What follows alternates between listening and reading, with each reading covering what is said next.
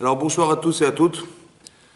On va démarrer le cours. Donc le sujet en fait c'est que lorsqu'on est dans une situation effectivement où on ne trouve pas d'issue, voilà, de la manière dont on aura de prier, d'essayer de trouver des solutions en priant.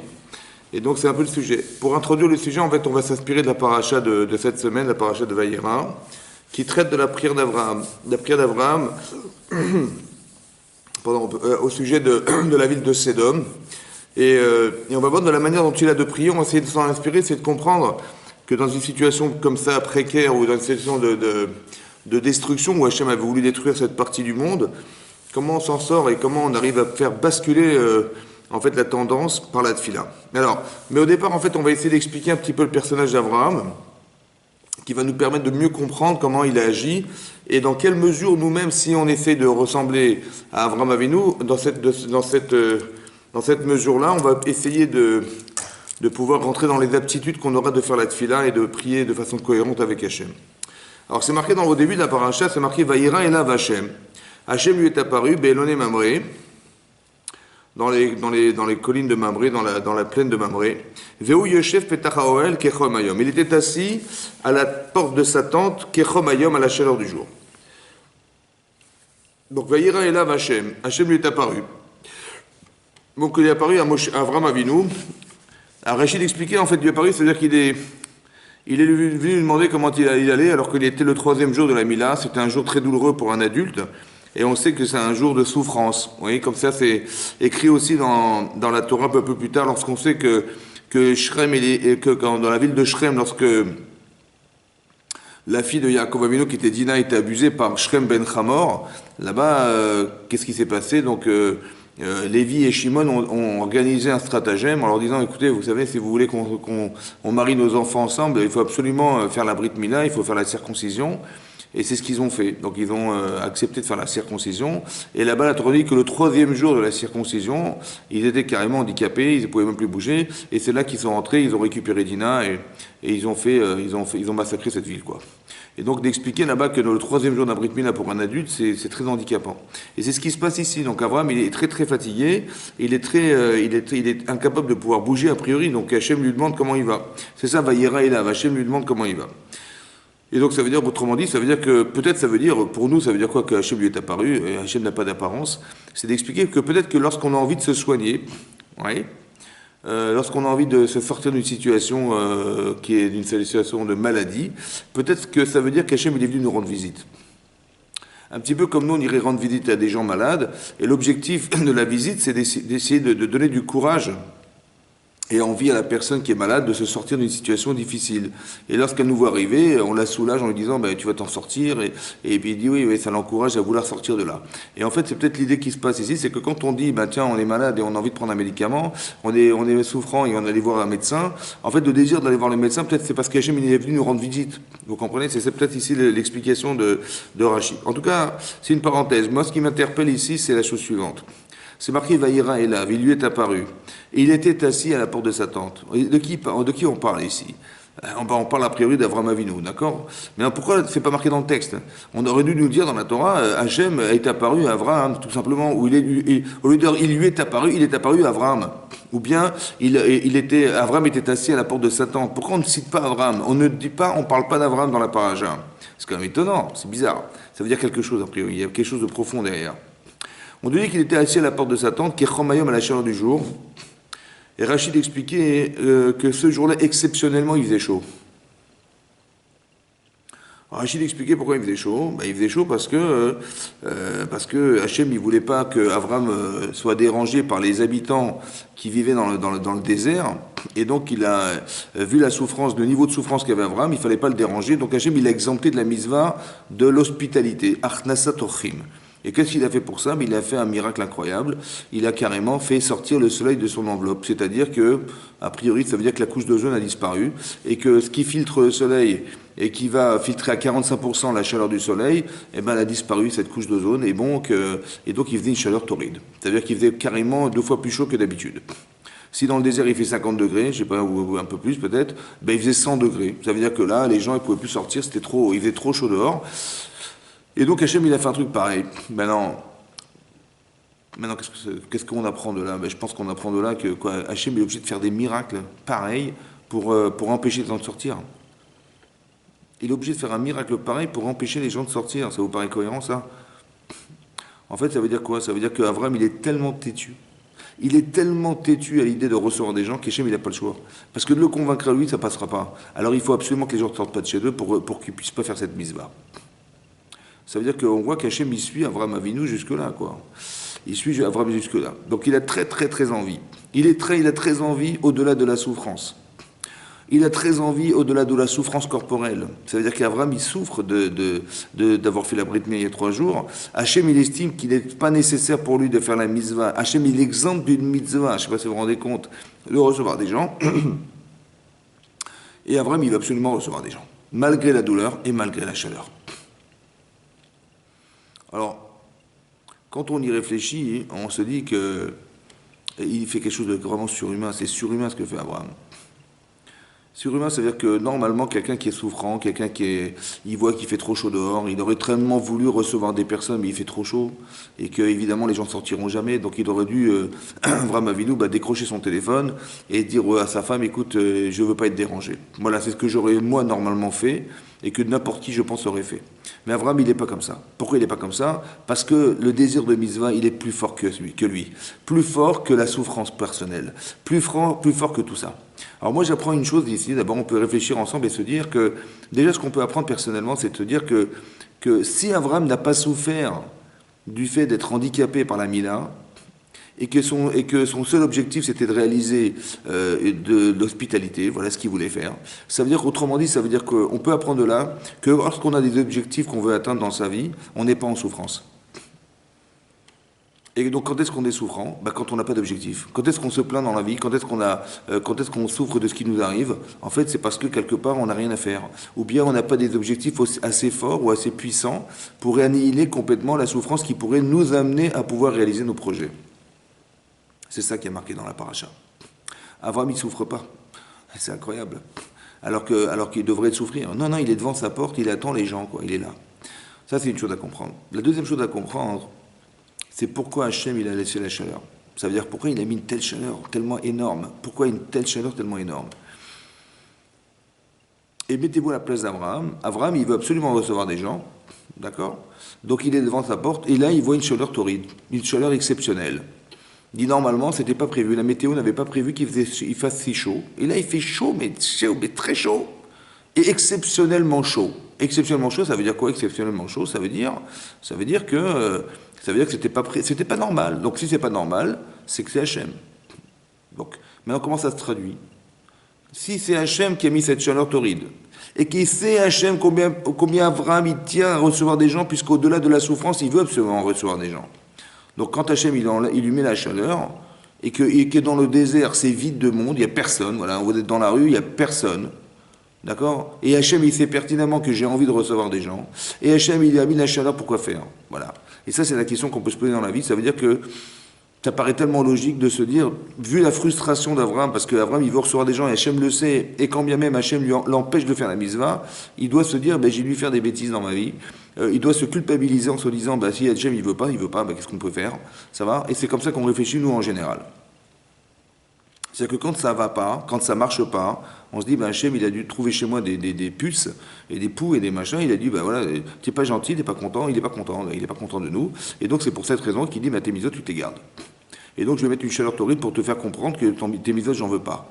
Voilà, c'est comme ça qu'en général, on réfléchit. On se dit, mais Hachem, il sait bien que j'ai envie de recevoir des gens. Il sait bien combien je tiens à la mitzvah. Donc s'il m'empêche de la faire, c'est que manifestement, je ne suis pas en adaptitude à la faire. Et Hachem, il pense que je ne suis pas assez cachère, on va dire, assez apte pour pouvoir faire la mitzvah que j'aurais tellement aimé faire. J'accepte. En fait, on se rend compte que c'est pas ça. Rashi nous dit que non. En fait, Rashi, il explique que c'est pas ça qu'il a voulu dire, Hachem. Hachem, il a voulu dire, écoute, mon chéri, tu es malade. Donc la priorité, c'est ta santé. Je t'exemple de la mitzvah. Ça veut dire qu'on apprend d'ici que la santé est prioritaire sur la mitzvah. Vous comprenez? Ça veut dire que Hachem, il a dit non, je t'exemple. C'est-à-dire, je vais sortir. Je sais pertinemment que je n'arriverai pas à te convaincre, dit Hachem. Je vous parle à la place d'Hachem. Et donc, qu'est-ce que fait Hachem? Il dit, je suis obligé de faire un miracle. Qu'est-ce que je te dise? Et donc, je vais empêcher les gens de sortir pour justement que tu te reposes.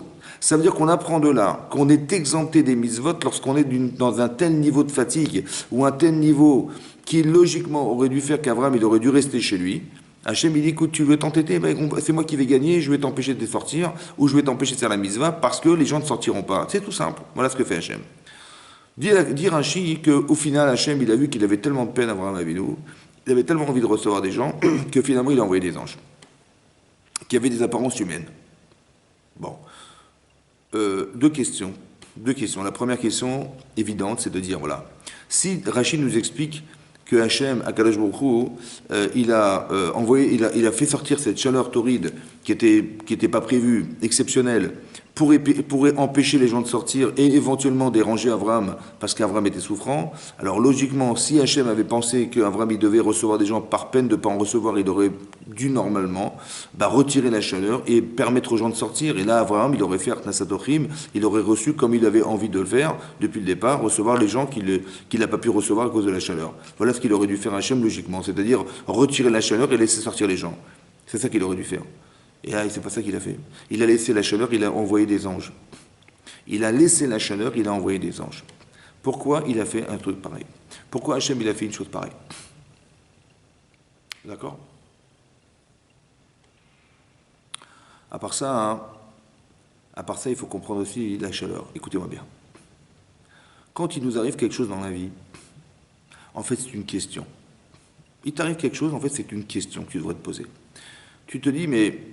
Ou alors Hachem t'interroge, il te dit comme ça. Tu tiens la mitzvah? Tu tiens vraiment à faire des mitzvot? Ben, je dis, oui, j'ai envie de faire des mitzvot. Et tu sais combien tu as envie? Je dis, ben, j'ai envie, je sais pas, j'ai envie, oui. En fait, Hachem, il nous dit comme ça. Et comme ça, il faut le comprendre à travers ce que dit Avraham Avinu. Hachem, il dit à Avraham, écoute, fais la mila. Il dit, il n'y a pas de problème, je fais la mila. Au bout de 3 jours, il dit, comment tu te sens? Il dit, ben, j'ai mal, hein, franchement, je souffre, hein, j'ai très mal. Bon, tu as mal? Oui. Mais malgré la douleur, tu veux encore faire la mitzvah? Je dis, ben, ouais. Je dis, donc tu as compris? Je dis, non, tu n'as pas compris. Tu n'as pas compris que la mitzvah, elle est plus valorisée chez toi que la douleur corporelle? Ça veut dire que ton désir de mitzvah, il est plus fort que toi? Plus fort que ta douleur. Normalement, tu aurais dit, j'ai mal, je ne peux pas faire la mitzvah.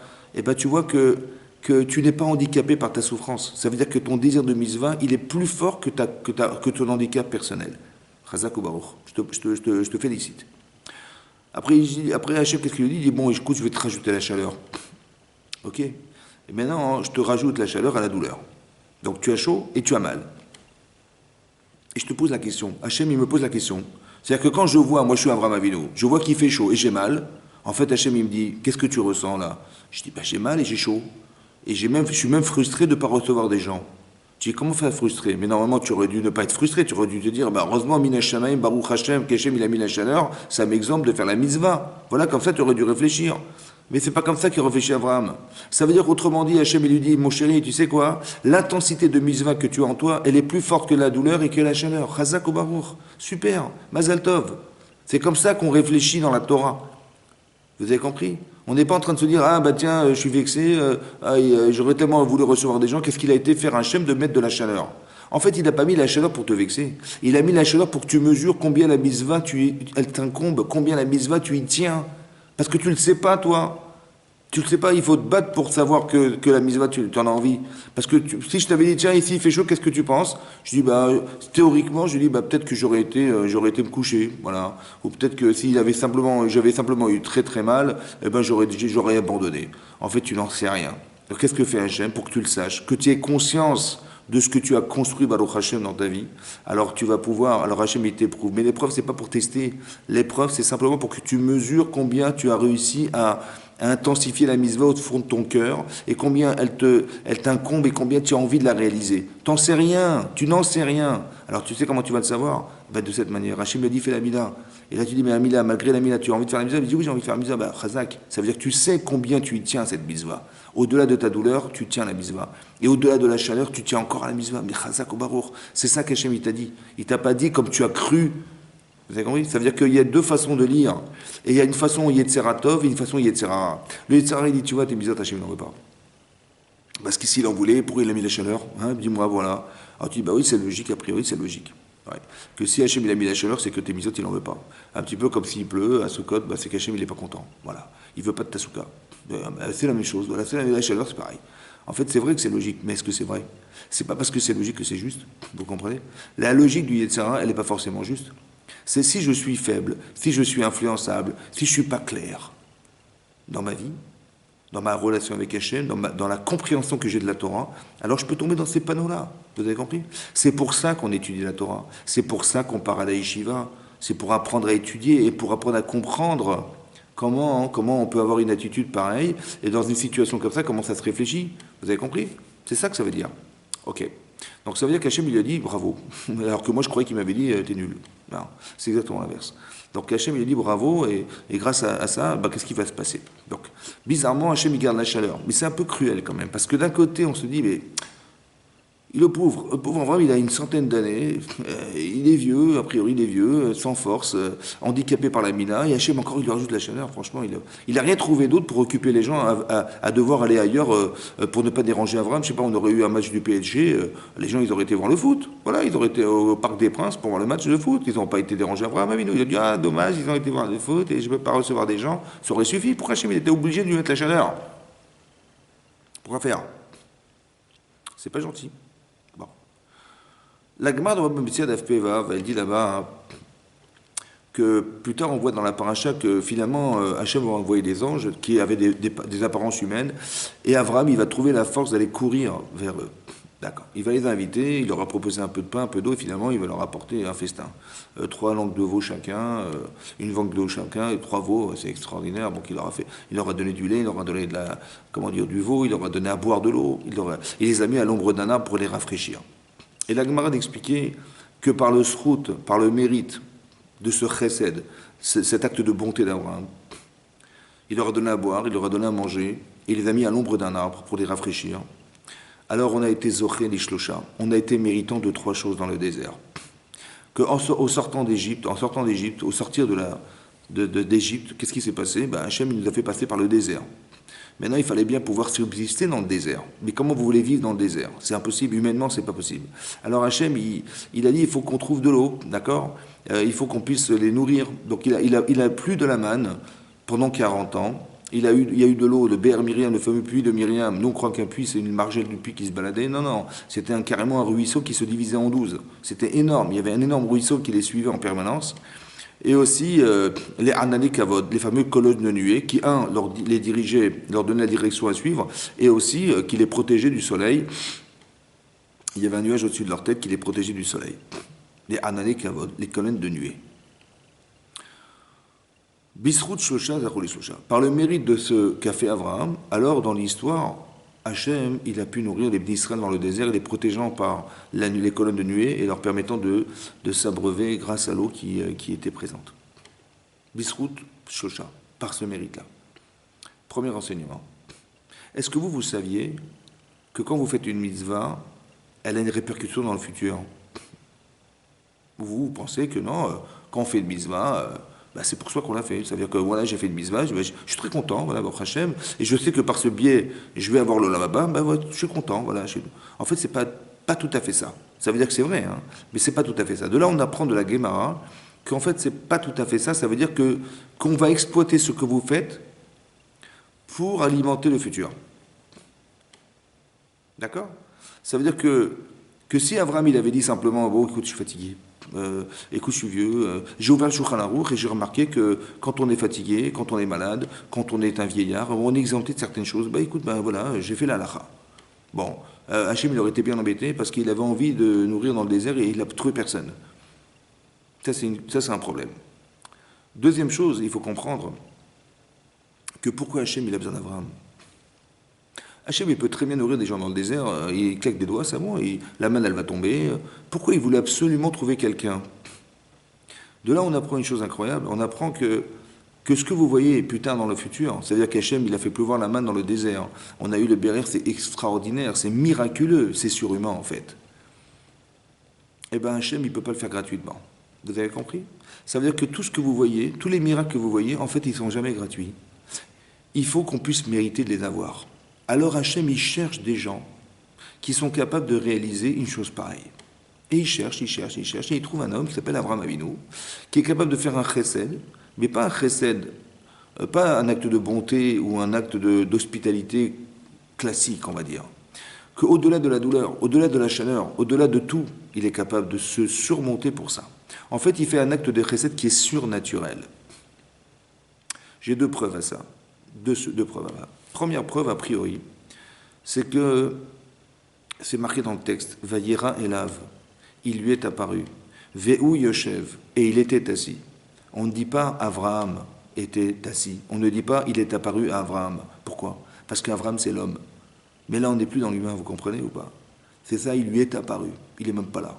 C'est-à-dire que vous le voyez, hein, mais en fait il n'est pas là. C'est pas quelqu'un qu'on pourrait imaginer être un homme, parce qu'un homme, il aurait largement baissé les bras. Vayera Elav. Deuxième preuve, c'est qu'Hachem il a envoyé des anges. Pourquoi des anges? Pourquoi il n'a pas envoyé des bédouins du désert qui sont capables de supporter la chaleur? Vous savez pourquoi? Parce qu'à un moment donné dans ta vie, tu vas comprendre que quand tu te dépasses, quand tu vas au-dessus des éléments moteurs, des éléments permettant d'être au-delà de l'humain, on va dire, au-delà des normes, c'est possible, écoutez-moi bien, c'est très possible que ce que vous voyez autour de vous, ce sont des anges. Tu crois avoir des hommes, en fait ce ne sont pas des hommes. Pourquoi? Parce que dès l'instant où tu dépasses l'humain, tu n'es plus dans une sphère, dans une ère humaine, tu es au-delà de l'humain. C'est ça qu'Hachem il a voulu dire, en disant j'ai envoyé des anges. C'est connu aussi que Abraham, il était entouré d'anges en permanence. Ça veut dire qu'il avait quelque chose qui était de l'ordre d'une spiritualité énorme. Ça veut dire que son corps n'avait pas d'emprise sur lui. Donc il est comme un ange, vous avez compris? Il est un homme, c'est un être humain, hein. Mais comme il n'est pas handicapé par son corps, il peut aller faire la guerre à deux contre les 4 qui ont battu les 5. Je dis mais c'est incohérent, hein. Je dis mais il est tellement sûr de lui, que son corps ne lui fait aucun obstacle, il n'a aucun frein, Avraham Avinu. Vous avez compris? C'est pour ça que dans la prière on dit Magen Avraham, que Hachem il est le bouclier d'Avraham. Pourquoi le bouclier? Parce qu'Avraham c'est une tête brûlée. Et que normalement, quelqu'un de sensé, il ne va jamais faire un truc pareil, ben lui, il le fait. Mais comme il est émette, et comme il est avec Hachem en permanence, alors Hachem, il est obligé de suivre. Qu'est-ce que je vous dis? Magen Avraham, c'est ce que ça veut dire. Mais ça veut dire aussi, autrement dit, ça veut dire qu'Hachem, il cherchait quelqu'un qui était capable de faire du chesed. Vous savez pourquoi il a gardé la chaleur? Pourquoi il n'a pas retiré la chaleur et laissé sortir les gens? C'était logique, non? C'est pas gentil de laisser la chaleur alors qu'il est vieux. C'est pas gentil de laisser la chaleur torride alors qu'il avait la Brit Mila il y a 3 jours. En fait, vous avez compris, cette façon de penser, elle est fausse. Il faut juste comprendre une chose. C'est qu'Hachem, il avait besoin de trouver quelqu'un qui, malgré la chaleur, dans la chaleur, il est capable de faire un chesed, un acte de bonté surnaturel. Si Avraham, il est capable de faire un truc pareil, alors je pourrais faire, moi, en sorte que, de façon surnaturelle, les Bnei Israël survivront dans le désert, dans la chaleur du désert. Autrement dit, qu'est-ce que fait Hachem? Comprenez bien les choses. Hachem, qu'est-ce qu'il fait? Il crée des situations qui sont exactement les situations qu'il espère arriver à réaliser dans le futur. Et ces choses-là, qu'est-ce qu'il fait Hachem? Eh bien, à petite échelle, en miniature, Hachem, il recrée le désert chez Avraham Avinu. Vous comprenez? Est-ce qu'Avraham Avinu, dans son désert, il est capable de faire un acte de bonté, au-delà de naturel, pour nourrir des gens? Si tu es capable, alors moi aussi je nourrirai, dit Akadosh Baruch Hu, dans le désert qui sera le tien un jour, celui de tes enfants. D'accord? Dans le désert, en sortant d'Égypte, je nourrirai les bénis Israël. Ce qui est extraordinaire, c'est la chose suivante. C'est que Avraham, il a donné à manger à combien de personnes? 3 personnes. Combien Hachem il a donné à manger à combien de personnes on est sorti? On est sorti à combien de Mitzrayim, d'Égypte? On était quelques millions. Vous comprenez? On était 3 millions. 3 millions entre les hommes, les femmes et les enfants, environ 3 millions. Sans compter les animaux, sans compter tout le bétail, tout le cheptel qu'ils avaient, je ne compte même pas tout ça. Ils étaient 3 millions de personnes. 3 personnes, 3 millions. Quelques minutes, 40 ans. Vous avez compris? Me'at ma'im, un petit peu d'eau, il leur a donné. Ils ont eu des milliers de tonnes d'eau. C'est pas proportionnel. Ça veut dire, autrement dit, ça veut dire quoi? Ça veut dire que si tu penses que Hachem, il a besoin que tu fasses des économies pour essayer de nourrir ta famille dans le futur, il se dit, tu vois bien que tu n'as pas eu besoin. Hein. Parce que Hachem, il va nourrir tes enfants, il va s'occuper de tes descendants à la proportionnelle de ce que tu es capable d'être. Ça veut dire que, pourquoi 3 millions? Pourquoi autant que ça? Normalement, il y a un principe dans la Torah que Hachem, il se comporte avec nous mesure pour mesure. C'est connu. Mida kenegen mida. Tu donnes 3, alors on te donne 3, etc. Ouais, quelques minutes, voilà, c'est ton mérite. Tu as fait un effort de quelques minutes, alors on te donnera quelques minutes pour tes enfants. Mais là, on voit qu'il a donné beaucoup plus que quelques minutes, puisque ça a duré 40 ans. Donc comment ça se réfléchit, ça? Alors il faut comprendre une chose comme ça. Hachem, il ne regarde pas ce que tu fais. Hachem, il regarde l'intensité que tu mets dans tes actes. Quand Abraham, il a été capable de courir vers eux, alors qu'il était handicapé par la Mila, eh bien, il a fait un tel effort que ça aurait pu nourrir 3 millions de personnes. Vous comprenez? Ça veut dire qu'en fait, Hachem, il ne mesure pas ce que tu fais. Il mesure les intensités que tu mets dans ce que tu fais. Combien d'émouna tu mets, combien d'intensité de désir tu mets dedans. Et c'est ça qui va nourrir tes enfants. Ça va? Ça veut dire que le tapis de l'histoire, c'est toi qui vas le dérouler. Hachem, simplement, il te propose des situations de vie que si tu les acceptes, ça lui permettra à lui de faire ce qu'il avait projeté de faire un jour dans le futur. Mais ça dépend de toi. Si tu l'acceptes, tant mieux. Si tu l'acceptes pas, tant pis. Ça veut dire que vous avez compris dorénavant, est-ce qu'on a le droit de refuser ce qui nous arrive? Ben non, parce que si tu refuses, tu rentres dans la perspective qui était celle d'Abraham Avinu, que s'il avait dit non, non, non, je suis fatigué, non, laissez-moi tranquille, eh ben Hachem, il aurait été bien embêté parce que comment il aurait pu faire pour nourrir les Israël dans le désert? Ça veut dire que toi, Yitzhara, il te dit, mais non, t'es vieux, mais qu'est-ce que t'as à faire des choses pareilles, t'es malade, et tu dis, mais qu'est-ce que tu rentres là-dedans? En fait, c'est ton Yitzhara, mais ton Yitzhara, c'est ta tendance mauvaise, naturellement mauvaise en toi, qui te fait dire que t'as pas de raison de t'investir là-dedans. Alors qu'en vérité, ton Yitzhara Tov, il dit, mais si Hachem m'a proposé, c'est que ça avait un sens, pourquoi je ne vais pas l'accepter? Vous comprenez ce que je veux dire? Bien sûr qu'on n'est pas capable d'être Avraham Avinu. Je ne vous parle pas de ça, je vous parle des schémas intellectuels qu'on doit comprendre dans tout ce qui nous arrive ici, dans tout ce qu'on peut comprendre de la Torah pour les calquer dans nos vies personnelles. Évidemment, jamais Hachem nous proposera de faire la mina et d'avoir une intensité de chaleur aussi grande. Ici, évidemment que non. Seulement, ce qu'on doit comprendre par là, c'est que des systèmes qui sont marqués dans la Torah, on doit les comprendre et les récupérer pour pouvoir les appliquer dans des situations qui sont les nôtres. C'est ça que je voulais vous dire. En tout cas, quelque part, j'apprends ici le chesed d'Abraham. Pourquoi c'est important de le comprendre? Parce qu'on voit qu'il est complètement volontaire pour sauver la vie des gens, voilà, s'occuper des gens, voilà ce qu'il fait. Ensuite, on nous apprend dans la paracha, et c'est le sujet de ce soir, et c'est marqué qu'il y a un ange qui est venu annoncer que Sarah, sa femme, aurait un enfant l'année prochaine, parce qu'il y a une Mazal Tov, c'est merveilleux. Et on lui apprend, il y a un ange qui est venu, l'ange Raphaël est venu le soigner, d'accord? Et il y a un troisième ange qui est venu lui annoncer qu'on allait détruire la ville de Sédom. Sédom qui était la capitale d'une métropole où il y avait 5 grandes villes. Vous voyez, c'est Sédom, la ville de Sédom. Et donc, ce que dit la Torah, qu'Abraham, il a suivi ces hommes, d'accord, jusqu'à arriver à l'endroit où il a dû prier. Mais avant qu'il prie, c'est marqué dans la Torah la chose suivante, et je vous lis le texte. C'est marqué Hachem Amar, Hachem a dit. Donc, ce qui est marqué dans la Torah, c'est ce qu'on doit savoir qu'Hachem a dit. D'accord? Voilà comment réfléchir à Kadosh Baruch Hu. C'est important que vous l'entendiez, parce que là, vous allez comprendre et apprendre à entendre comment Hachem réfléchit aussi. Il dit Amar Hachem, Hachem a dit Amechase ani me Avram machani ose. Est-ce que je vais cacher à Avram ce que je vais faire? Avram ayo yé les goy gadol, alors qu'Avram, il va devenir une grande nation, ve'atzum, et puissante. Venivrichubo kol goy haaretz, et seront bénies par lui toutes les nations de la terre.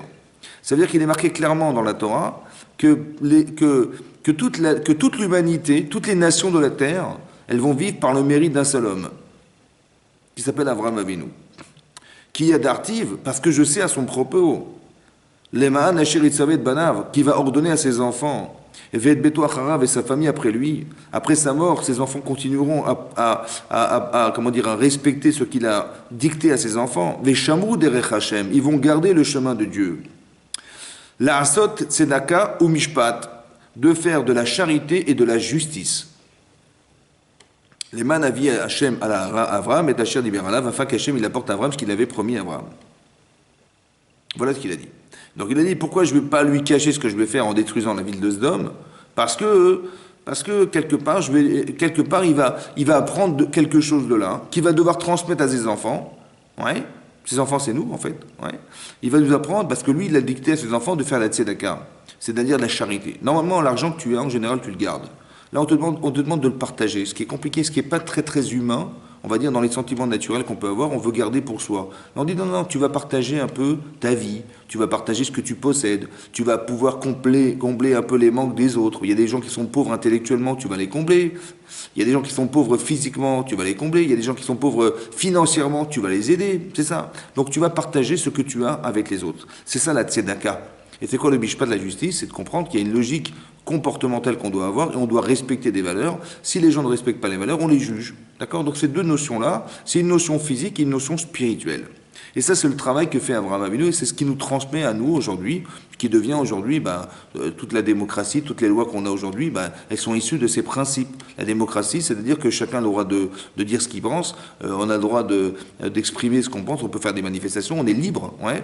Et en fait, la liberté, elle passe par le partage, parce on respecte les uns les autres, alors on peut se permettre d'écouter les uns et les autres et dire, j'écoute ton avis, on peut discuter des avis sans pour autant se détruire, vous comprenez? C'est ça, ça fait partie du mishpat, autant que ça fait partie de la tzedaka. Je fais charité de t'écouter. Voilà.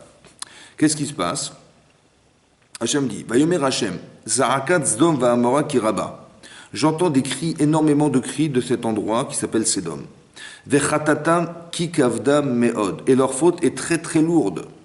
Parce que qu'est-ce qui se passait à Sédom? Il faut que vous sachiez que ce qui se passait à Sédom, en fait, c'est la Gemara d'expliquer dans Sanhedrin que Sédom, cette région du monde, était une région très très riche. Aujourd'hui, Sédom, c'est quoi? Qu'est-ce qui reste de Sédom? Il reste que rien, il reste rien, c'est la mer morte. Vous voyez la mer morte? C'est ça, Sédom. C'est-à-dire qu'il n'y a ni végétation, ni d'animaux qui peuvent vivre là-bas. Il n'y a pas de poissons dans l'eau, vous comprenez? Parce qu'elle est tellement, tellement salée que rien ne peut vivre. Maintenant, qu'est-ce qui s'est passé? Il y a une explosion carrément atomique qui a détruit toute cette région du monde, qui s'appelle Sédom. Pourquoi ça a été détruit? Pourquoi il n'y a rien qui ne peut vivre? Ils ont tellement été des fauteurs que rien ne peut résister à la faute et rien ne peut vivre autour de la faute. C'est pour ça qu'aujourd'hui, on doit savoir que cet endroit du monde a disparu, carrément disparu, sur le plan végétal et sur le plan animal. Il n'y a plus rien. Parce que leur faute était énorme. Pourquoi elle était énorme? Parce qu'ils avaient adopté une philosophie de vie qui était la suivante. Ils ont vu que cette région était très très riche en fait. Ils ont dit, mais pourquoi on va laisser les gens exploiter nos richesses? On va garder nos richesses. Et donc on va fermer les frontières. Et on est parti du principe que, sur le plan philosophique, on va se dire, voilà, c'est simple, voilà, nos richesses nous appartiennent, elles sont là. Ce que tu possèdes, tu le gardes, et ce que je possède, je garde.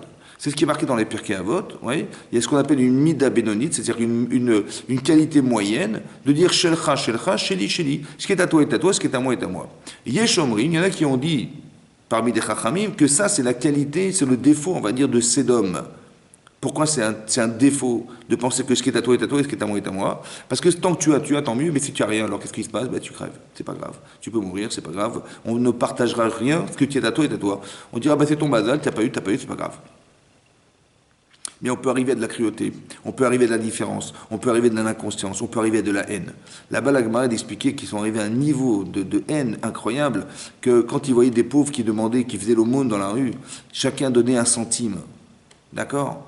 Bon, et puis à part ça, ils prennent la précaution de mettre son prénom dessus, oui, sur la petite pièce de monnaie qu'ils donnaient. Et qu'est-ce qui se passait? Les gens, ils mouraient de faim. Et à la fin, quand ils étaient morts, ils venaient récupérer leur argent. Ils avaient même trouvé leur nom sur les pièces de monnaie. Vous comprenez? C'était une horreur. Quand les gens invitaient des gens, c'était interdit. On n'invitait pas les gens. On était condamnés à mort. Ça faisait partie de la loi. Et donc, qu'est-ce qui se passait? Quand les gens invitaient des gens, ils disaient, quand ils étaient très grands, on leur donnait des petits lits et on leur coupait les jambes.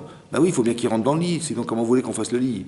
Et quand ils étaient trop petits, on leur donnait un grand lit, on les écartelait carrément pour leur faire rentrer dans un lit. Vous voyez la cruauté qui était derrière. Hachem dit ça c'était plus supportable.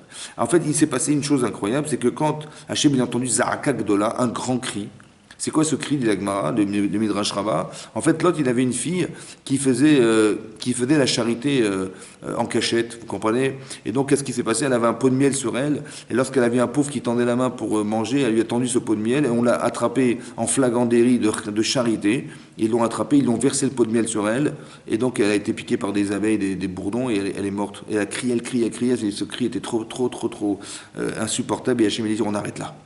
Et donc il a dit, je vais quand même pas cacher à Abraham que je vais détruire cet endroit. Pourquoi Hachem, il a besoin de lui faire savoir?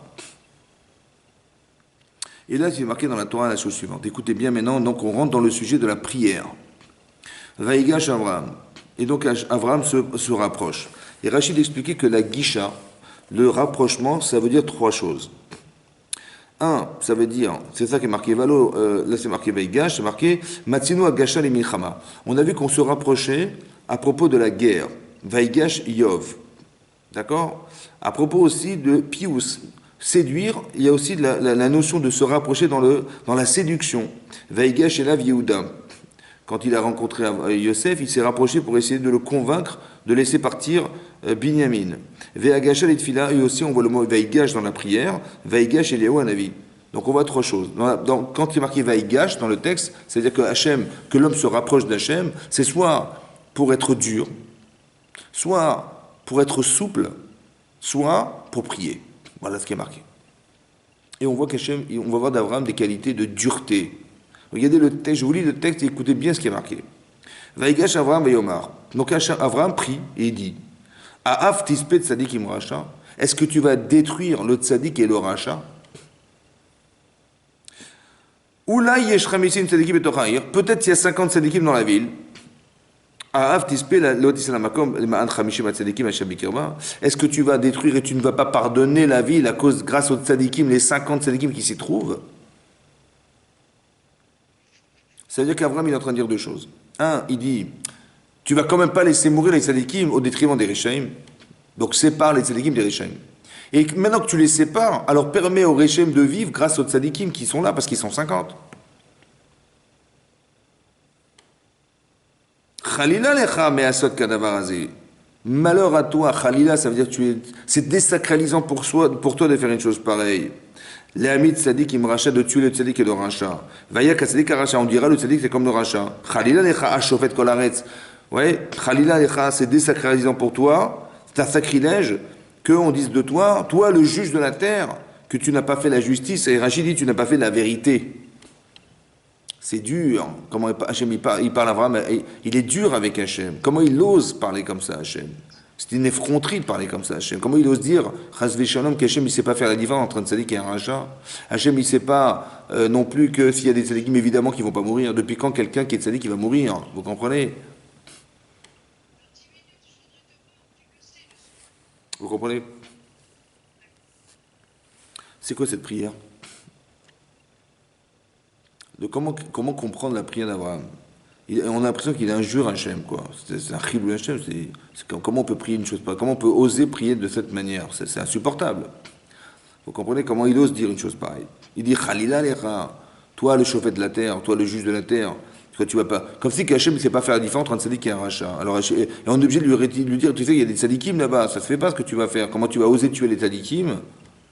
Ici déjà il y a des tzadikim, alors permet aux Réchaïm de survivre. D'accord? Ok. Le Rav Dessler explique ici que dans la prière d'Abraham, il y a de la rachamim, il y a de la pitié. D'accord? C'est ça la tfila, c'est demander par pitié à Hachem. Mais d'un autre côté, il y a du pius, ça veut dire on demande du chesed. Le chesed, c'est la bonté.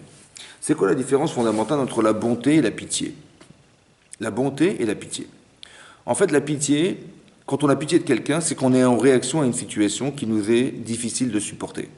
Par exemple, vous allez voir quelqu'un de très pauvre qui tape à votre porte et qui vous dit, voilà, ça fait 3 jours que je n'ai pas mangé, ma femme est malade, mes enfants sont dehors, est-ce que vous pouvez m'aider financièrement?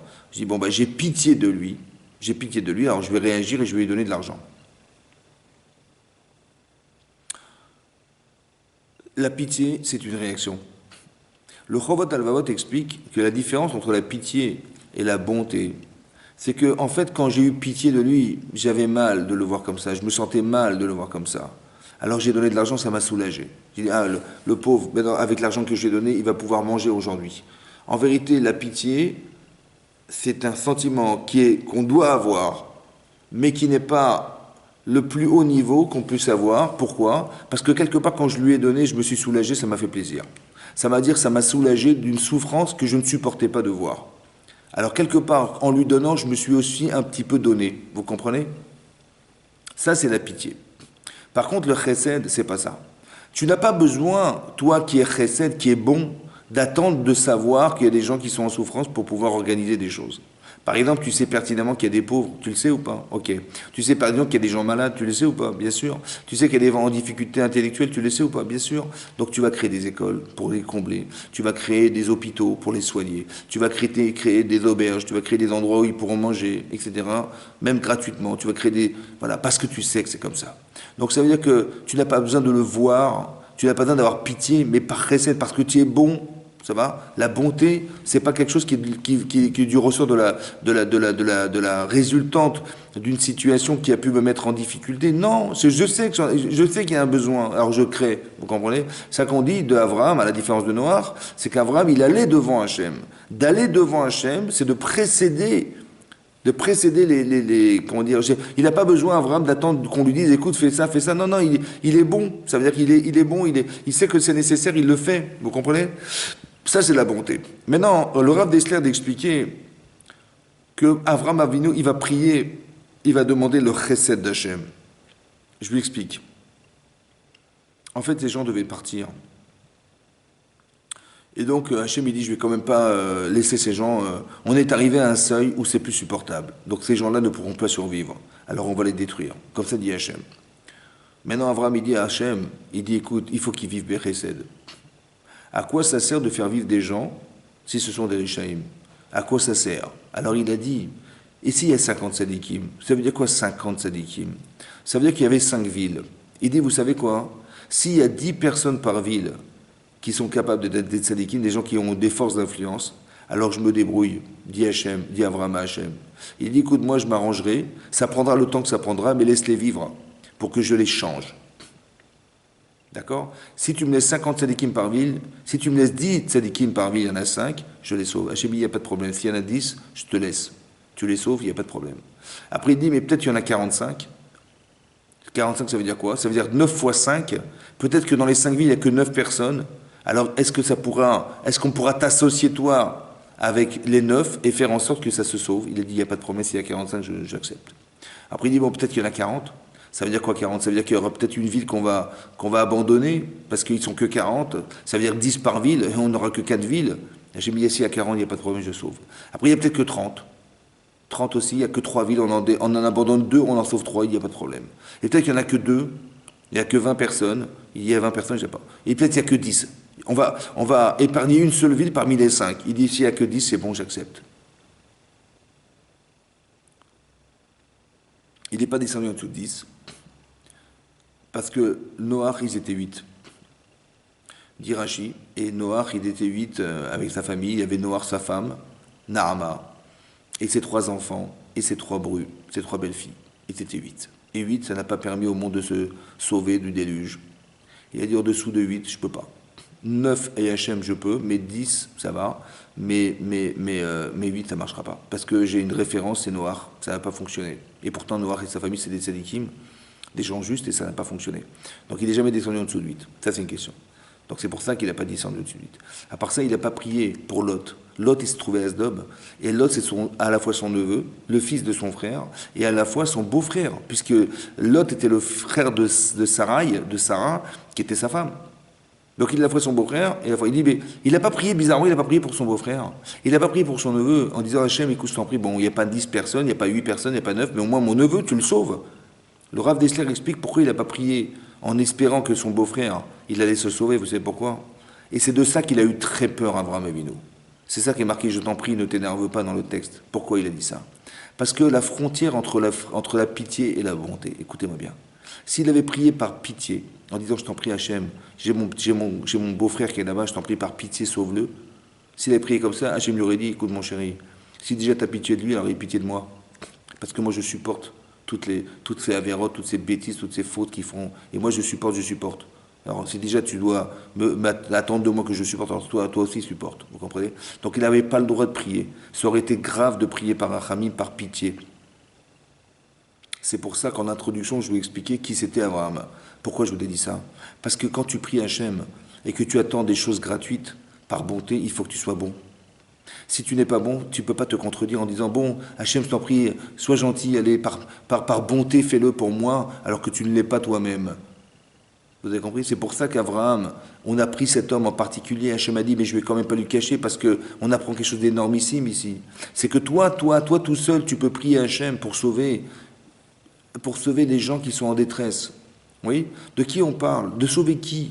On parle de gens qui étaient d'une très grande cruauté. C'est comme si je vous demandais à vous demain d'aller prier pour Daesh, des gens qui coupent des têtes. Voilà, c'est comme ça. Et les pauvres, il faut prier pour eux pour qu'on les sauve quand même. Hein, vous auriez envie de prier pour eux, vous?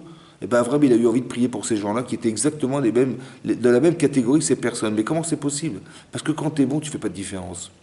Pourquoi tu fais pas de différence? Mais pourtant ils sont cruels, pourtant ils sont de vrais Réchaïm, hein. C'est vrais Réchaïm, Chataïm, Lachem Meod, des très très grands fauteurs. Mais comment tu peux avoir pitié de ces gens-là? Et comment tu peux oser demander à Hachem de les sauver? C'est pas possible. Alors écoutez-moi bien. Ce qu'il faut que vous compreniez, c'est la chose suivante. C'est ça la différence entre Noach et Abraham. Abraham, il a prié Hachem. Noach, il n'a pas prié Hachem. Parce que Noach, c'est un tzaddik. Il est juste. Il dit, c'est vrai, c'est juste. Que quand on est rachat, ben, on doit te juger, et si tu es rachat, tu l'acceptes. Alors il ne va pas forcément prier pour demander à Hachem que les choses changent. Par contre, Abraham, il a dit comme ça. Mais si c'est un rachat, tu n'as pas compris que s'il est rachat, c'est parce qu'il pense mal. Tu n'as pas compris que s'il est rachat, c'est parce qu'il a des mauvaises midotes. Parce que, pourquoi je vous dis ça? Parce que c'est quoi la différence entre un tzaddik et un rachat?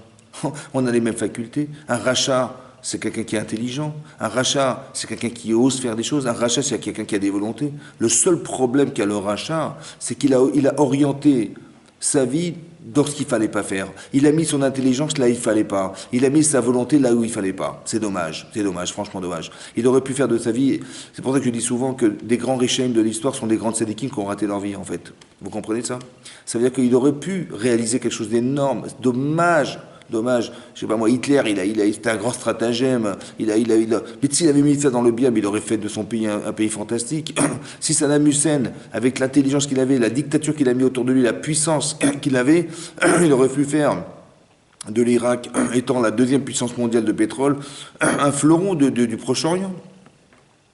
Mais non, monsieur, non, il garde tout l'argent pour lui. Il va créer une dictature, il va tuer ses gens parce qu'il les soupçonne de faire des complots contre lui. Vous comprenez quelle cruauté, mais c'est incroyable. Mais si tu es intelligent, si tu as de l'argent, mais exploite-le, crée des universités, crée des écoles, crée de la recherche, crée de la vie, donne au lieu de garder pour toi. Et qu'est-ce qui reste de l'Irak? Il reste rien. Vous comprenez? C'est pareil, de ce dôme, il reste rien. Mais ces gens-là, on peut les changer. Tu peux changer la philosophie, tu peux changer la façon de penser. Alors Hachem, il dit à Abraham, écoute, laisse-moi faire. Ça veut dire qu'il a compris d'Hachem une chose suivante. Quand Hachem juge, je vais détruire. Si c'est comme ça, je détruis. Quand Hachem, il a dit à Noach, mais si ça reste comme ça, je détruirai. Mais lui, il a dit, bah écoute, si tu as décidé que c'est comme ça, on a tout essayé, ça n'a pas marché, bah on va détruire. Il dit, mais c'est pas ça que je t'ai demandé. Je t'ai pas demandé d'informer les gens et de leur dire, vous savez ce qui va se passer si vous continuez, alors Hachem va détruire le monde. Si vous continuez, Hachem il va détruire Sédom. C'est pas ça qu'il faut faire. On vous a pas demandé d'informer les gens, on vous a demandé de former les gens. Vous avez compris la différence? C'est pareil, en éducation c'est pareil, on dit pas à nos enfants, c'est pas bien de faire ça, on s'en fiche de ce que tu leur dis. Ce qui compte, c'est comment tu vas les changer tes enfants, comment tu vas les améliorer tes enfants. On n'est pas là pour leur enseigner la loi, on est là pour les faire vivre à travers la loi. Ce qui n'a rien à voir. Ça veut dire que quand on va dire à Abraham, il va prier Hachem en disant, écoute, laisse-moi le temps de les changer. C'est ça qu'il a prié. Comment il a prié Hachem? Écoutez-moi bien ce qu'il a dit. Il a dit, mais tu vois, tu les chauffais, ça se fait pas ce que tu fais. Comment ça se fait? Qu'est-ce qu'il a osé dire? Il a dit comme ça. Il y a deux émettes.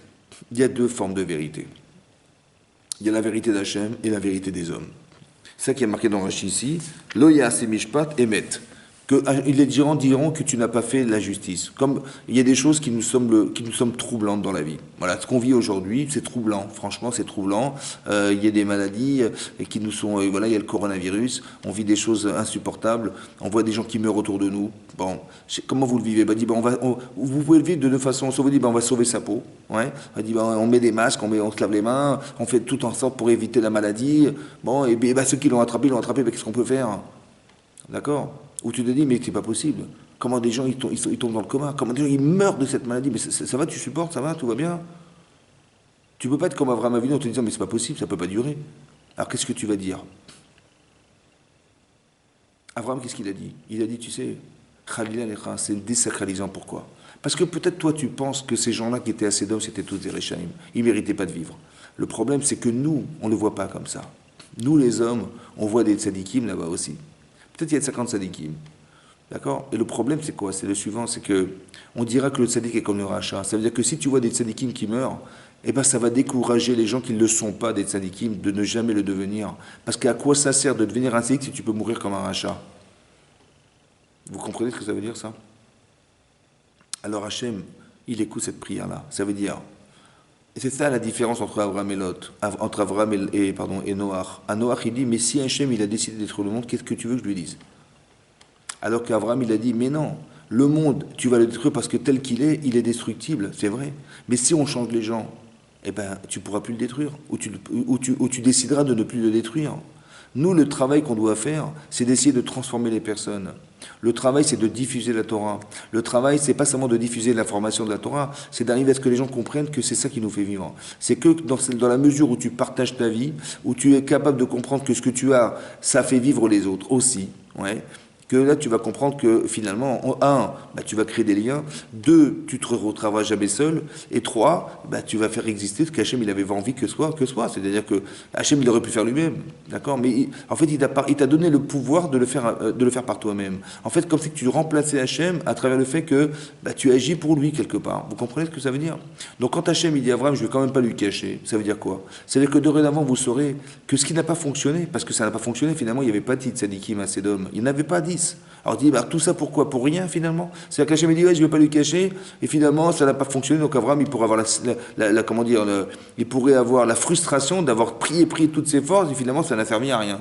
Comme nous, des fois, il nous arrive de recevoir des textos, et dit, voilà, il y a un type qui est malade, quelqu'un est machin, et puis finalement on nous annonce qu'il est mort. On dit, bon, bah finalement, alors pourquoi on a prié, ça a servi à quoi? Ça n'a servi à rien. En fait, c'est faux. Vous comprenez que c'est faux? Ça veut dire que ici c'est faux. C'est-à-dire que nous, on apprend d'ici que s'il y avait dit tzadikim, alors on aurait pu changer la ville, on aurait pu changer les choses. De là, dorénavant, tu sauras que si on forme des gens pour être des tzadikim, alors ils peuvent sauver des villes entières. Pourquoi? Parce que maintenant, on a le pouvoir, grâce à ces gens-là, de faire en sorte que ben, la ville, elle va changer. Vous avez vu? Je sais pas, imaginez-vous la France il y a 30 ans. Imaginez-vous la ville d'Anguin il y a 30 ans. Imaginez-vous Marseille il y a 30-40 ans. Mais il n'y avait rien. Quand on est revenu, quand on est parti d'Afrique du Nord, on est arrivé à Paris, mais qu'est-ce qu'il y avait à Paris de Torah? Il n'y avait rien, zéro. Aujourd'hui, il y a des synagogues, aujourd'hui, il y a des yeshivot, il y a des kolélim, il y a tout ça, c'est une richesse incroyable. Mais ça s'est fait comment? Ben, ça s'est fait parce que on a créé les Talmud et Torah, parce qu'on a entretenu des lieux de culte de Torah, parce qu'il y avait des rabbinim qui ont été formés, qui étaient compétents et qui ont pu enseigner la Torah comme il fallait pour qu'on ait suffisamment d'Yirat Shamayim, mais respecter les valeurs de la Torah. Mais ça prend le temps que ça prendra. Mais en 40 ans, mais on a transformé la population juive française. Mais finalement, c'est énorme ce qui s'est passé. Avec un petit collège à droite à gauche, avec une yeshiva, avec une bête à Knesset, voilà, c'est tout. Mais il faut des gens qui soient compétents, voilà. Et c'est ce qu'on espère, c'est ça qu'il faut dire. On est là pour changer, on est là pour faire changer. On n'est pas là pour apprendre. Il y a des gens qui ont vécu toute leur vie dans la synagogue, ils ont vécu dans la synagogue. Donc ils connaissent rien du tout, les pauvres, et ça fait de la peine. Que des gens qui vont respecter la synagogue, mais sans avoir compris à quoi ça sert. Qu'est-ce qu'on a à faire dans une synagogue? Ils disent, bah oui, mais ils vont écouter la paracha, ils comprennent rien parce qu'ils ne comprennent pas l'hébreu, mais il faut respecter la paracha. Mais c'est dommage, puisqu'on lit la paracha pour que tu saches au moins minimum de quoi ça parle. Alors au moins instruis-toi. Mais c'est dur, je ne sais pas parler hébreu, mais vas-y, ouvre un dictionnaire, prends un dictionnaire, ou suis des cours, je ne sais pas, fais quelque chose. Mais avance dans ta vie. Permets-toi de pouvoir avancer, transforme ta vie. Il ne faut pas que l'année prochaine on te retrouve au même niveau que celui de l'année dernière. Et il s'est passé 40 ans, on a l'impression que le petit genou de 20 ans, il est le même que 60 ans. C'est pas possible. Donc il faut que ça change. C'est ça qu'Abraham il a dit. Il a dit, mais Khalila, c'est-à-dire que tu as une façon de voir à toi qui est émette, mais la nôtre, elle n'est pas comme ça. Donc si tu détruis cet endroit, on dira, mais c'est dommage, parce qu'il y avait des sadikim dans cet endroit. Ils sont morts pour rien, finalement. Ils sont morts comme si tes rachats, c'est les mêmes. Je dis Khalila, c'est-à-dire comme si Kachem, il avait fait quelque chose qui était au détriment d'Abraham. Abraham, il dit, mais moi, je ramène les gens à la Torah. Mais si tu fais des choses qui sont contre ce que je suis et contre ce que j'enseigne, alors à quoi ça sert? Khalila, en fait, tu vas rendre chol la perception qu'on a de toi. Et ça, c'est pas bon. Et Hachem, il suit ça. Ça veut dire qu'ici, Hachem, il est obligé de faire quelque chose qui va polluer l'image qu'on a d'Hachem, alors il ne le fera pas. Vous comprenez ce qui est marqué là? Ça veut dire que dans la situation qu'est la nôtre aujourd'hui, si on était capable de prier en se disant, mais ce que fait Hachem aujourd'hui, c'est peut-être émettre, c'est peut-être émettre pour lui. Mais pour nous, ça paraît compliqué. On ne voit pas qu'est-ce qui se passe. On voit il y a des rabbins qui sont décédés, on voit des choses. En fait, il faut comprendre dans cette paracha quelque chose d'extraordinaire, c'est de nous expliquer qu'on a le droit de prier pour dire à Hachem stop. Non pas parce que ce qu'il fait n'est pas cohérent, et pour lui c'est sûrement logique, j'accepte complètement, mais au vu de ce que nous comprenons, finalement ça décourage les gens. Vous avez compris, comme Chas Shalom, il y a eu la Shoah, il y a des gens qui ont lâché la Torah. Parce que voilà, c'était pas possible, ça paraît tellement pas logique que Hachem qui est bon, il puisse laisser des gens mourir dans des fours incrématoires, c'est impossible. Allez comprendre. Alors la Emouna, c'est d'arriver à dépasser la logique. C'est ça le problème. C'est-à-dire que quand tu trouves ça, quand tu trouves les choses logiques, ben, alors, je ne sais pas si ça s'appelle la Emouna, ça s'appelle de la cohérence, ça s'appelle du bon sens. Mais c'est pas ça la Emouna. La Emouna, elle va démarrer au moment où ça sera plus logique. Vous comprenez ça? C'est là que ça démarre. C'est là que ça démarre. C'est là que tu sais que tu crois en Dieu. Parce que si tu crois en Dieu en fonction de ce que tu conçois toi, peut-être que tu crois en ce que tu penses, mais pas en ce que Hachem y pense, ça n'a rien à voir. Donc la Emouna, c'est ça. On vit des situations compliquées. En fait, on voudrait qu'on peut-être nous pousser à prier en se disant, un petit peu comme les d'Israël qui étaient en Égypte et qui ont profité de l'occasion de la mort de Paro pour prier Hachem en lui demandant de nous sortir de là. Et Hachem, il a écouté leur tza'akatam, il a écouté les cris, il a écouté la souffrance. Il a dit, il s'est rappelé de l'alliance qu'il avait contractée avec Avraham, Yitzhak, Yaakov. Il a demandé à Moshe d'aller nous sauver. Peut-être c'est ça que ça veut dire. Peut-être qu'on est dans un étau où il n'y a pas de solution. Vous comprenez, quand je disais tout à l'heure que la prière, c'est de sortir d'une situation qui est sans issue, c'est un peu ce qui se passe aujourd'hui. Qu'est-ce que vous voulez faire ? Franchement, vous voulez échapper au virus? On ne peut pas. Vous voulez, il y a des gens qui on ne peut pas savoir ce qui peut arriver. On est des personnes âgées. En fait, on a raison de se priver d'aller à la synagogue quand on ne peut pas y aller parce que la santé est prioritaire sur la mitzvah. C'est ce qu'on a dit au départ, que quand Hachem, il a vu Abraham dans un tel état physique, incapable de pouvoir se déplacer, dans la souffrance qui était la sienne, il a dit, mais je t'exemple d'aller faire Arnasatochim, de faire de l'hospitalité. Tu es exempté, je te mets une chaleur torride. Je sais que je ne pourrais pas te convaincre, donc je vais empêcher les gens de sortir. C'est comme ça que j'ai fait. Mais c'est pareil. Hachem, il dit, mais s'il y a du coronavirus dans la rue, ben, il faut faire toutes les précautions, il faut prendre toutes les précautions pour sauver sa vie. Mais l'objectif, c'est pas rester dans cet état-là. C'est pas de vivre toute sa vie comme ça, confiné entre quatre murs, alors qu'on nous prive d'aller prier, on nous prive d'aller étudier la Torah en public, etc. Et on ne peut même pas sortir quand on veut, c'est pas possible. Vous comprenez que c'est possible? Mais alors, ça vous dérange ou pas? Ben, si ça vous dérange pas, ben, ça va durer comme ça. Si ça vous dérange, vous allez dire à Hachem, écoute, c'est bon, j'ai compris. Qu'est-ce que j'ai compris? J'ai compris qu'il n'y a que toi qui peux nous sauver. Ça veut dire que quand il arrive une situation sans issue, il ne faut pas dire, bon ben, qu'est-ce qu'on va faire? Ben, de toute façon, tu peux rien faire, d'accord? Le vaccin, on l'a pas, je ne sais pas quand est-ce qu'on l'aura. On a dit, la première vague, elle est déjà bien derrière nous, et il y a 50 000 malades tous les jours, donc il n'y a pas de vague on surfe sur des vagues aujourd'hui. Et donc ça veut dire qu'il faut comprendre ça, ça veut dire qu'il faut comprendre que quelque part, on est dans une impasse. Donc qu'est-ce que tu peux faire? Eh ben, tu peux rien faire. Et quand tu peux rien faire, qu'est-ce que tu fais? Ben, tu te dis pas, ben, c'est l'angoisse, on peut rien faire. Mais de toute façon, tu peux rien faire. Et Hachem, il sait que ce qu'il a créé, tu peux pas t'en sortir. Alors qu'est-ce que tu fais? Et Hachem, il te met dans un étau tel que tu n'as aucune solution physique. Alors qu'est-ce que tu fais? Ben, si tu laisses les choses se faire, ben, tu peux réagir comme les Israéliens ont réagi devant la mer Rouge, en disant, ben, tiens, il manquait des cercueils en Égypte pour qu'on meure dans le désert. On aurait tellement voulu rester en Égypte, qu'est-ce qu'on a eu tort de partir? Si on n'était pas parti, on ne serait pas en train de paniquer devant la mer Rouge et devant les Égyptiens qui vont nous massacrer. Voilà ce qui se passe. C'est un peu la situation qui est la nôtre aujourd'hui. On est en étau entre la mer, le désert et les Égyptiens qui arrivent. Alors qu'est-ce que vous faites? Ben, il y a des gens qui ont prié Hachem. Ils ont dit Hachem, ben, on a compris. Qu'est-ce qu'on a compris? On a compris que quand il n'y a pas de solution physique, eh ben, la solution, elle vient d'Hachem. D'accord? Parce que si c'est logique que tu peux rien faire physiquement, qu'est-ce que tu veux qu'Hachem, il ait pensé en sachant que tu ne pouvais pas t'en sortir? Hachem, il savait pertinemment que tu ne pouvais pas rentrer dans la mer. Jusqu'où tu vas nager? Il savait pertinemment que tu n'es pas fait pour vivre dans le désert. Comment tu vas survivre dans le désert? Tu n'es pas outillé pour vivre dans le désert. Et il savait pertinemment que tu n'étais pas un guerrier puisque ça fait que 3 jours que tu es sorti d'Égypte. Donc il le savait, Hachem. Alors pourquoi il t'a mis là-dedans? Il t'a mis dans une situation où tu peux ni faire la guerre, ni rentrer dans le désert, ni nager. Alors qu'est-ce que tu vas faire? Il le sait, Hachem. Alors pourquoi il t'a mis là? Il t'a mis là. Tu sais pourquoi? Parce que tu vas comprendre que quand tu peux rien faire, tu fais appel à lui. D'accord? Tu dis, bah, écoute, j'ai très bien compris, Il n'y a que toi qui peux nous en sortir. Et dès l'instant où tu fais appel à lui, d'où tu vas imaginer que la solution qui n'existe pas, hein, c'est que la mer va s'ouvrir.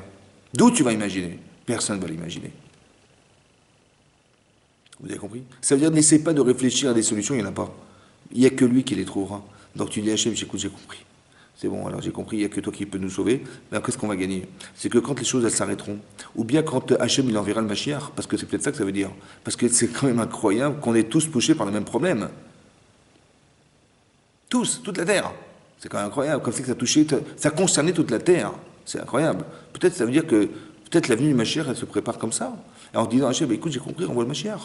Sauve-nous. C'est-à-dire qu'on va crier vers lui en disant, écoute, il n'y a pas de solution. De rester indifférent à la situation, c'est pas possible. De le voir des gens qui meurent tous les jours, c'est pas possible. La communauté juive a été touchée fortement, mais c'est pas normal. eh ben ça veut dire quelque chose. Ça veut dire qu'Hachem il est en train de te dire ne reste pas indifférent et fais appel à moi. Et il n'y a que comme ça qu'on va s'en sortir. Vous avez compris? Voilà, c'est une invitation que quand on n'a pas d'issue, ben on prie Hachem pour lui dire que c'est toi qui vas nous sortir de là. Parce que c'est toi qui as créé la situation, mais dans un but particulier, c'est de retrouver le lien. Donc c'est-à-dire que plus c'est compliqué, plus le lien est fort. Vous comprenez? C'est l'inverse de ce qu'on croit. Nous on croit que plus c'est compliqué, plus on est abandonné. On n'est pas abandonné, c'est l'inverse. C'est l'inverse, c'est exactement l'inverse. C'est que plus c'est compliqué, plus Hachem il est tellement proche de toi, tu es tellement arrivé à un tel niveau que Hachem il dit bah, c'est l'occasion de te montrer que j'existe complètement pour toi. Vous avez compris? Quand tu dois faire des choses, tu dois faire des choses. Donc tu évolues dans ta vie en faisant quelque chose qui va faire que tu vas au fur et à mesure évoluer dans ton existence. Ok. Mais à un moment donné, tu vas comprendre comme Avraham Avinu. Pareil. C'est-à-dire quoi comme Avraham Avinu? À un moment donné, Avraham Avinu, on va lui dire de faire la kéda de son fils, qui est complètement incohérent, c'est la fin de la paracha de cette semaine. Donc Abraham, c'est le Baal Chesed qu'on sait être un homme de bonté, mais extrême, qui, malgré la douleur, malgré la chaleur, il va vouloir absolument recevoir des gens. Donc il est complètement complice des autres. Et là, on lui dit une chose effroyable, qui intellectuellement est insupportable. On lui dit, bah, prends ton enfant et sacrifie-le en holocauste. En quoi? En holocauste. Ça veut dire que tu vas sacrifier ton fils. Tu vas le tuer, en fait. Mais tuer, c'est interdit. On ne peut pas tuer. On ne peut pas tuer l'enfant qu'on aime. On ne peut pas tuer son enfant. Parce qu'on faire des sacrifices d'enfants, c'est exactement ce que le combat qu'avait Avraham Avinu toute sa vie en disant aux gens mais arrêtez de faire des sacrifices d'enfants parce que vous avez des problèmes. Dieu n'est pas content, alors vous donnez ce qui est plus précieux à vos yeux. Mais c'est pas comme ça qu'on raisonne parce que l'enfant il a envie de vivre, il a sa vie. Depuis quand tu vas sacrifier la sienne pour la tienne? Mais tu plaisantes. Il dit ouais t'as raison, donc ils ont arrêté. Et lui Hachem il dit exactement fais-le, vas-y toi fais-le toi. Fais exactement l'inverse de ce que tu penses. Pourquoi Hachem il a fait ça? Il a fait ça. En fait, il a fait ça pourquoi? Parce que c'est très très dur, mais c'est ça que ça veut dire. Ça veut dire qu'Hachem il demande d'être ma'amin. C'est-à-dire quoi la imuna? Ça veut dire que ne crois pas que ce que tu as compris, c'est ce que je suis. Tu dis voilà, j'ai compris, Dieu il est bon, Dieu il est miséricordieux, Dieu il est machin, Dieu il est machin. En fait, ce que tu as compris, mais c'est infiniment rien par rapport à ce qu'est Hachem. Donc si tu vas suborner l'existence de Dieu parce que tu crois qu'il est ce que tu penses, bah, tu l'as rendu petit à la limite de ce que tu crois de lui. Mais Hachem, il est infini, mon chéri. Infini. Donc tu sais ce qui va se passer. En fait, il est plus dans ce que tu sais pas de lui, de ce que tu sais de lui. Puisqu'il est infini. Toi, qu'est-ce que tu comprends dans l'infini? Toi, tu comprends rien. Donc alors laisse-le vivre dans l'infini, laisse-le exister. Alors comment tu vas faire? Alors Hachem, il va te proposer quelque chose qui est incohérent. Incohérent. Et là, tu vas l'accepter ou pas? C'est-à-dire qu'il y a une logique qui est la sienne, mais qui n'est pas la tienne. Ah, là, c'est un problème, là. C'est là la Emouna qu'elle démarre. Tu as compris? Ce qui nous arrive est complètement incohérent. Sur le plan philosophique, sur le plan économique, sur le plan social, sur le plan médical, sur tous les plans, c'est incompréhensible. Comme si Hachem, il était en train de détruire ce qu'il avait construit au départ. Ce qui n'est pas logique, vous comprenez ou pas? Il ne peut pas créer le monde et à la fois le détruire. C'est pas possible. C'est rôle, c'est désacralisant pour lui. Alors qu'est-ce que tu vas dire? Tu vas dire, bah, j'ai compris, ok. Ça veut dire que là où on se trouve, bah, malheureusement, c'est pas ce qu'on aurait dû être. Alors Hachem, il dit, bah, écoute, fais appel à moi et je te sauve. Je t'ouvre la mer rouge. Je te sauve, c'est-à-dire je t'envoie le Mashiach, je te trouve le vaccin, ce que tu veux. Mais en fait, il faut comprendre ça. Parce que si tu ne fais pas appel à lui, Hachem, il va envoyer le Mashiach. Bon. Ou alors on va trouver le vaccin. On va dire, ah ben merci les scientifiques, merci les chercheurs, Chazak ou Baruch. Ah, on peut vous applaudir, hein, les scientifiques. Mais non, dis merci à Hachem qui a permis aux scientifiques d'avoir l'intelligence d'avoir trouvé le vaccin. C'est pas la même chose. Mais ça, si tu lui demandes pas de te sauver, tu vas jamais y penser. Tu vas dire merci les scientifiques. Par contre, si tu dis Hachem, je t'en supplie, sauve-nous, et qu'on trouve le vaccin, tu diras merci Hachem d'avoir trouvé la chorma aux ces scientifiques de pouvoir découvrir le vaccin. Vous avez compris la différence? C'est ça la Emouna. C'est ça la Emouna. Voilà. C'est ça qu'on espère. Que cette situation-là, on les comprenne de cette façon. Voilà. Enfin, je voulais vous dire qu'on vit une situation qui est aussi difficile parce qu'on est en étau on est pris en étau, on peut pas bouger, on est dans un entonnoir, voilà. Après il faut le comprendre, soit les gens ils coulent avec, soit ils rebondissent avec. Nous ce qu'on est, on est des juifs croyants et donc on sait que tout ça a été réfléchi, pensé évidemment et donc nous on se dit que ben voilà, c'est ce qu'on doit se dire, on doit tous se dire ça, que Hachem il a fait exprès pour qu'on prie, on lui demande écoute, il n'y a que toi qui peux nous en sortir et cette volonté qu'on va exprimer, elle va nous ouvrir la mer rouge et elle va nous permettre de nous libérer Bézat Hachem très prochainement, c'est ce qu'on souhaite. Voilà, que tous ces malades ils se guérissent, Bézat Hachem, et que le Mashiach est puisse venir et qu'on puisse revivre Triat Hametim et la résurrection de toutes les personnes qui ont disparu. Voilà. Et qu'on les retrouve très prochainement, tous les rabbinim, tous les gens, tous les proches qu'on connaît très, très proches de la Kihila, de la communauté, autant que des autres, que Be'erat Hashem, on soit soulagé de l'avenue de Mashiach et qu'on puisse tous voilà, être heureux de ce qui nous arrivera, Be'erat Hashem. Dans cet esprit, il faut le vivre, et c'est que dans cet esprit qu'on doit le comprendre. Amen, Kenny Ratson. Voilà. Ben, je vous remercie de m'avoir suivi. Et je vous souhaite, Bezat Hashem, que du bonheur, de la santé. Voilà, on va dédier donc le cours pour la Refoué Shelema de Monsieur Avram Ben Emilia Aboudboul, à qui on souhaite Refoué Shelema, et aussi à tous les malades, Bezat Hashem. Merci beaucoup et à très bientôt. Shabbat Shalom à tous. Au revoir. Shabbat Shalom. Shabbat Shalom.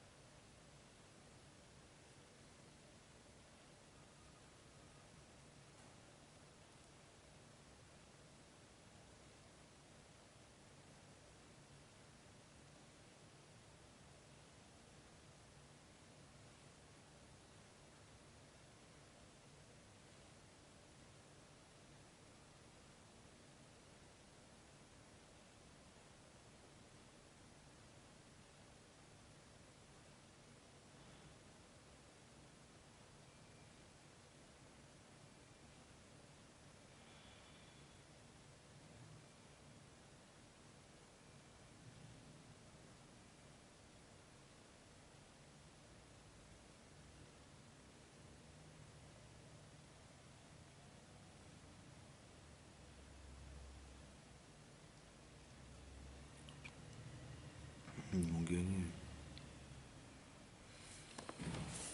Ok.